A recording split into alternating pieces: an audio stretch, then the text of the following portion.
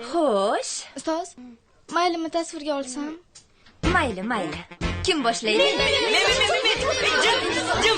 Men albatta poygachi bo'lib qolgan poygalarda qiladi-ku. Endi tezlikka qiziqaman-da. Mashinalarga ham. Men bo'lsa, xavfsizroq hamda foydaliroq kasb tanlagan bo'lardim. Masalan, bastakorlik. Ham musiqa yaratasan, ham maosh olasan. Bo'lmaydi.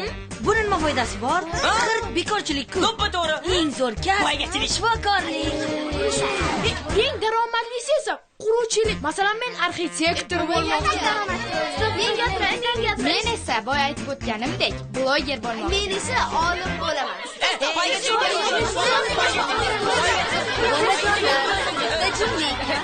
Xo'sh, nega sinfimiz a'lochisi jim? Jasur, sen kim bo'lishni istaysan? Men sinfdoshlarimni hammasi o'zi tanlagan kasbni egallashini istayman. Faxriyor olim, Temur quruvchi, Gulhayo bloger, Abbos esa poygada g'alaba qozonish kerak. Men esa hamma bexavotir ishini qilish uchun vatan himoyachisi bo'lmoqchiman. Barakalla.